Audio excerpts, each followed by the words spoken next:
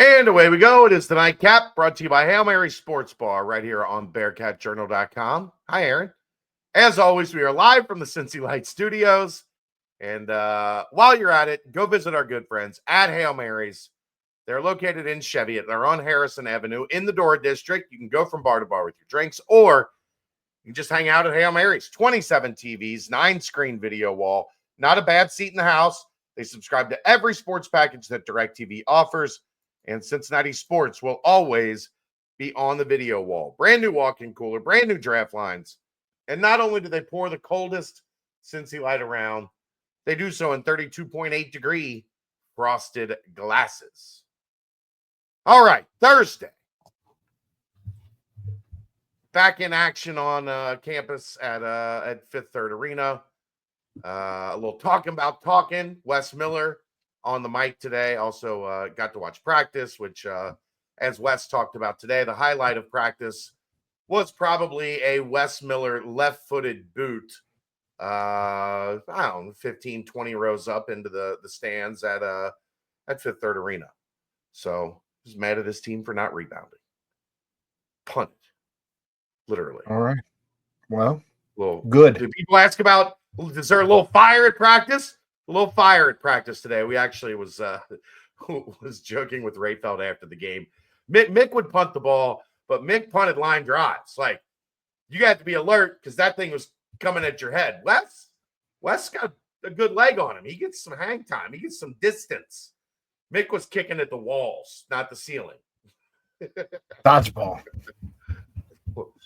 It was you had to stay on your toes, especially if you knew he was mad, because one might come whizzing at you at any given moment. I feel like he lived mad, but no, in any case, all right. He was all right as long as it wasn't basketball season. But basketball season, yes. so 5 months of the year, 6 months of the year, no big deal. Yeah. The other 6 months he was great. All right. Well, let's get to this talking about talking. Coach West today said not having Dan, Seamus, and Jizzle going at the same time means better basketball is in front of us, because maybe at some point they will all be playing. Well, I think to his point, early none of them were playing well, and now you're at least seeing like they're starting to get there. Now the next challenge is to see how nice it would be if the three of them could play well on the same night. That would be fantastic. That would be a welcome change, considering where we thought things would be at the beginning of the season. Said he was disappointed in the loss, of course. I guess the biggest emphasis has been on defense and getting after balls, as you alluded to with practice today. Said that BYU can rain threes like Texas Tech. They just get to it differently. This team has to figure out how to put 40 minutes together, because right now they have not been. And I think we've all seen that. Said my favorite BYU guy, except he's my not favorite, Trevin Nell can rise up and shoot off screens as good as anybody. He had a monster game. He had a monster game against them last year and then didn't do anything the rest of the season. He did, but just not to your lofty standards after he made 9 threes against Cincinnati. Yeah, it was absurd. I don't know. Has Cincinnati made 9 threes in a game this year? Yeah. I know. In a game that matters, no. Said that they are losing rebounding battles over the last 5 games in particular because of physicality. You've got to get 2 hands on it. You've got to use your body. Essentially just saying that they are not a physical team. They're playing soft. Can confirm. Said that practice has been limited. The limited practicing time, or the limited practice time has made allocating the time during practice extremely important. They have to focus on things that you need to work on, but also not lose sight of what they've excelled at. And also, by the way, prep for your next game. Yeah, this is something that I've kind of been getting at as when we talked about like the 10 weeks, 20 games deal, that it's not just about like the fatigue on your body that you're trying to constantly like manage because you're not getting a lot of downtime, but you don't have that like when you have like a weekday game off where you play Saturday and then you don't play again until the next Saturday. You can do things like, okay, we're going to spend 2 days drilling in what we need to get better on offense, where you don't have to worry about game prep. You don't have to worry about, any of the regular day-to-day stuff. And now it is like they had yesterday off because you have to, by NCAA rules, you have to take a day off a week. And then today you get in the gym, you actually get a full practice. Tomorrow is travel day, so they'll practice tomorrow, but it's not going to be a knockdown, drag out, like full-blown practice. You're going to get in, you're going to focus on a lot of stuff that you're going to like BYU prep stuff. Then you're going to go on a plane, you're going to fly out there, play BYU. Then you got another game on Tuesday, so that 2-day window becomes Sunday and Monday. Point being, you don't have a lot of time to like get everything in. So what I was talking about last night with Dave, and this is why I asked the question today, like, okay, the offense stunk for like 2 weeks. So you got to spend a bunch of time at practice really drilling in, getting out and running, like, changing up the way that your offense works. And then you don't get to spend as much time drilling defense and drilling rebounding and the things that are like your non-negotiables, essentially. And I But guess when you that's where don't practice it a lot, it dips a little bit, right? Like that's just human nature. I guess that's where I wonder if they could have taken advantage of scheduling in the off season or in the out of conference to try and improve. Know that you're deficient in some of these areas, and then try and work on improving against teams that are worthwhile. I'm saying, I guess. But I mean, they were doing those things pretty well, so that it wasn't like it's not that they don't, but point being, they're giving when the offense struggled, especially when you get to that week where you scored 48 and 40, you scored 88 points in a week. Like, okay, lock the doors. We're working on offense until we get this shit figured out. And then you don't get as much time on some of the other stuff. And then when you get out on the floor, that is reflected in your performance.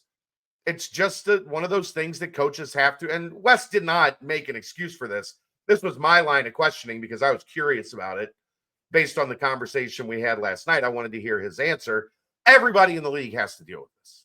This is not a Cincinnati exclusive thing.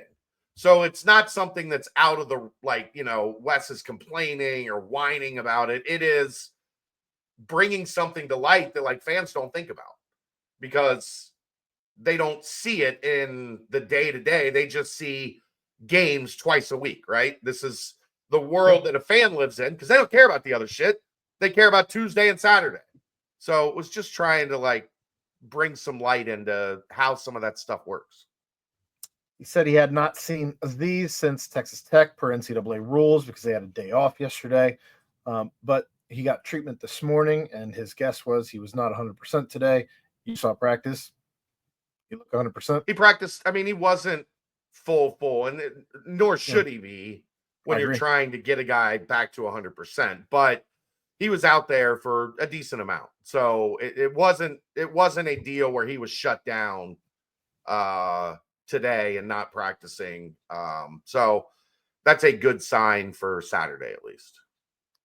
Said that Richie Saunders is aggressive on the catch, and then went on to describe pretty much Richie Saunders being a 3-level player. He can score anywhere at any point in time. I believe he had 25 in his last game. So he's going to be at the top of the scouting report. Yes.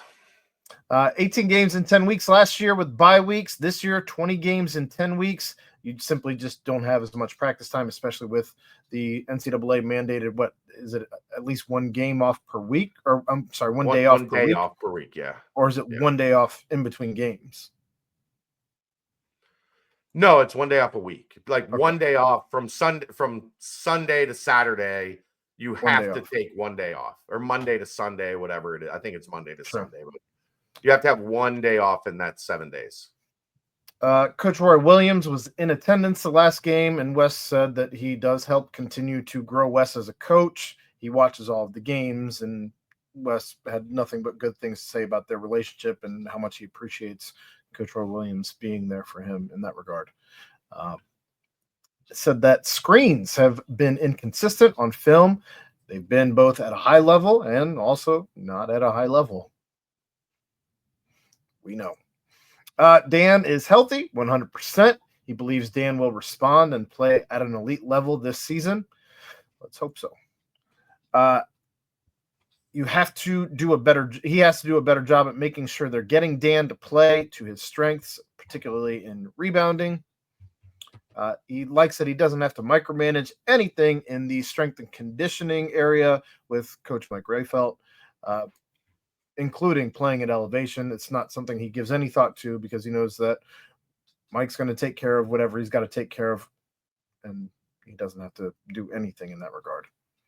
It's correct. And then said he did listen to Coach Mick Cronin's presser this week and said that where Mick said that it was easier going out west.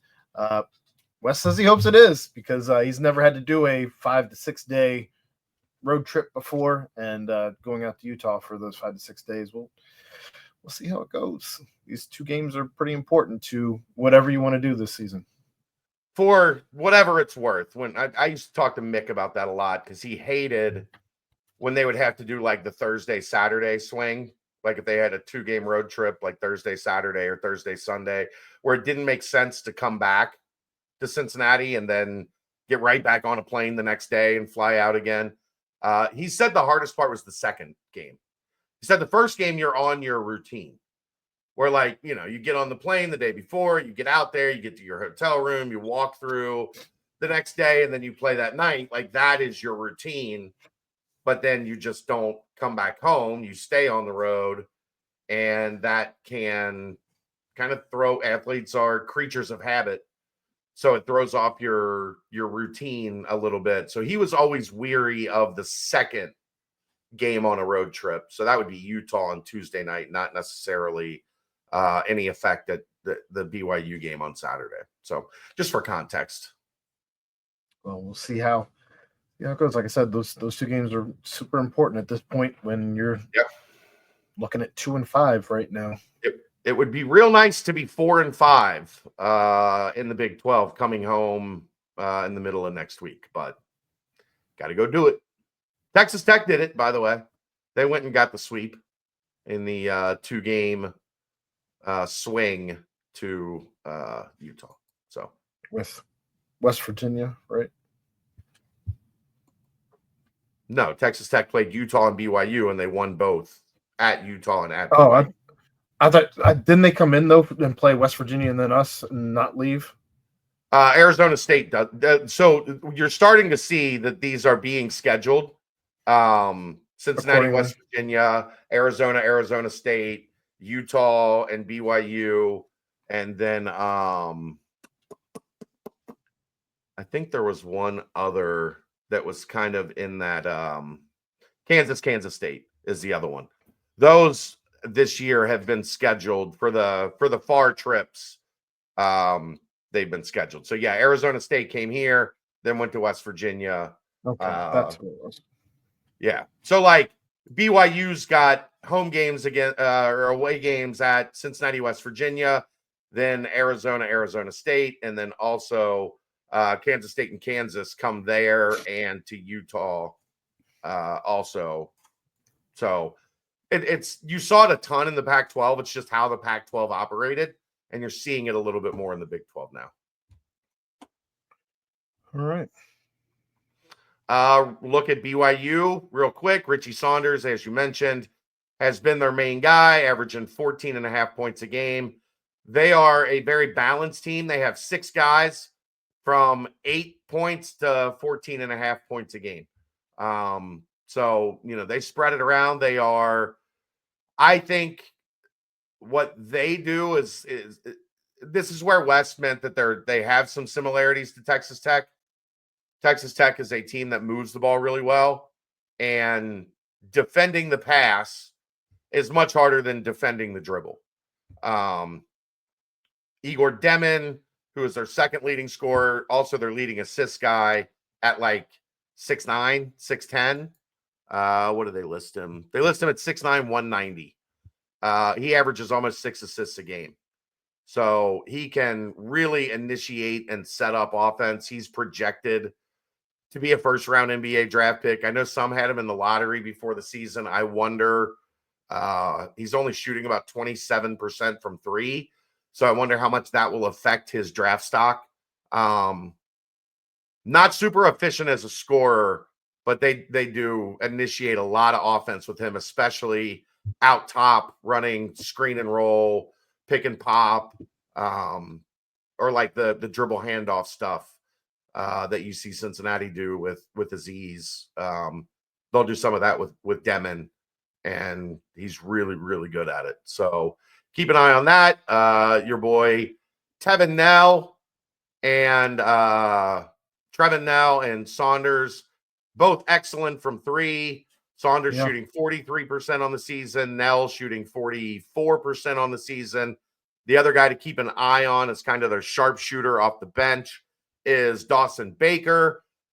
They legit will play 9 guys. They go very deep into their bench, and all of them are very good. You don't get a lot of those guys coming in and giving you no points. So, you're going to have to stay on your P's and Q's as BYU works through their lineup. But here's the biggest concern, Aaron. Coming off of the Texas Tech game, what would you say is the one area you would like to see get back on track for this Cincinnati team? I'll take rebounding for 500. Okay, well, do you know where BYU ranks in defensive rebounding? I'm going to say they're probably pretty good.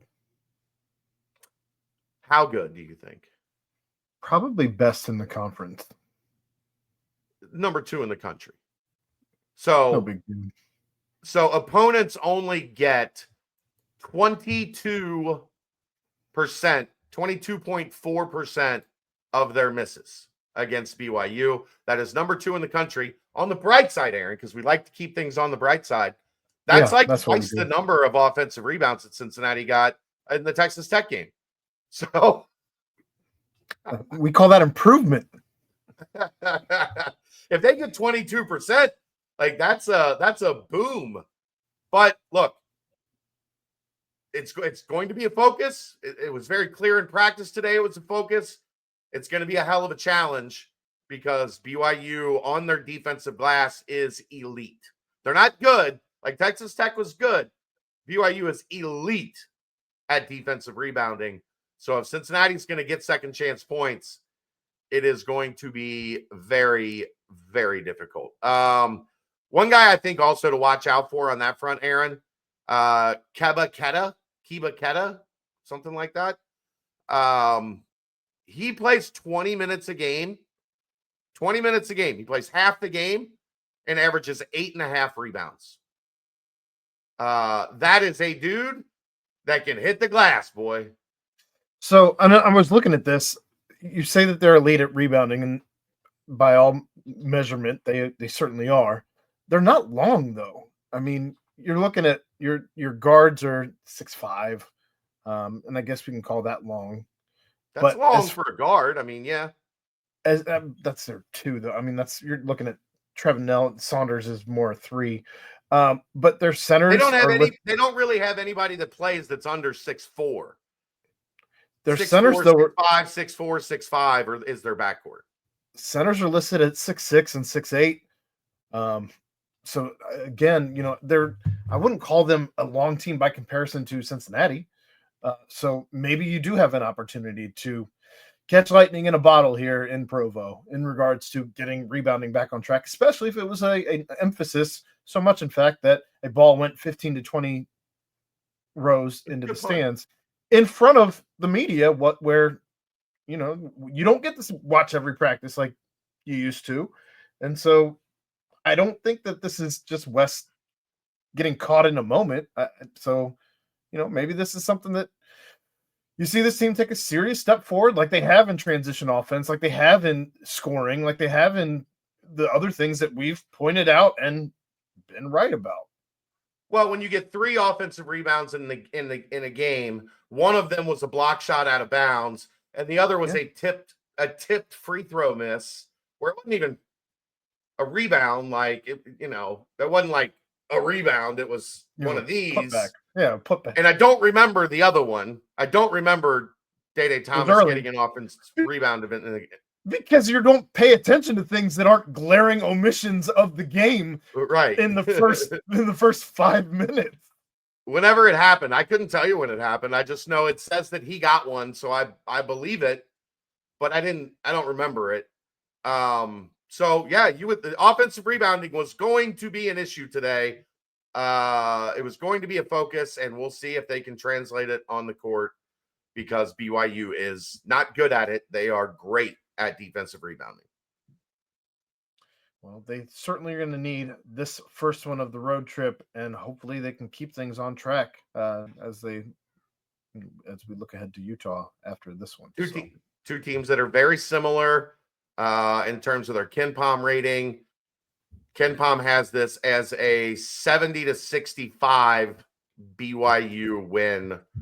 And they got some guys on that team that remember Cincinnati coming in and stealing one from them last year. First game of conference play.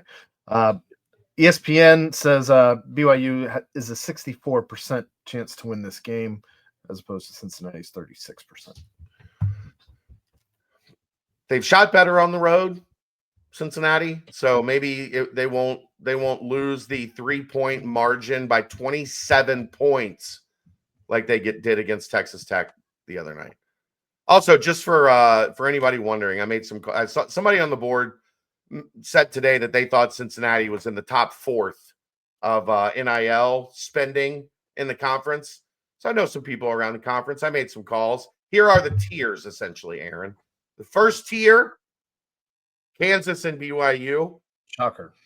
And they are pretty far ahead of the pack on everybody else in the conference.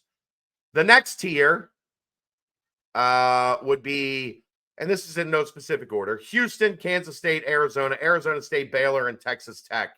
Those 6 teams are all very, very well off in NIL. My understanding is the gap from that tier to the third tier is essentially double. Meaning if the third tier is spending $4 million a year, the second tier is spending at least $8 million. Okay. The third tier would be Cincinnati, West Virginia, TCU, Utah, Iowa State, and then a pretty decent gap into the bottom tier, which is Colorado, UCF, and Oklahoma State. I imagine that number, if Iowa State wants to keep this team intact, is going to skyrocket after this season. Yeah, they've done a great job in talent evaluation. Now they're going to have to do a great job in the other part, and that's retention, honing it up to keep everybody in town. All right, there you go. That's it. We will see you guys Saturday night, sometime around midnight. That's the nightcap, brought to you by Hail Mary Sports Bar, right here on BearcatJournal.com. See ya!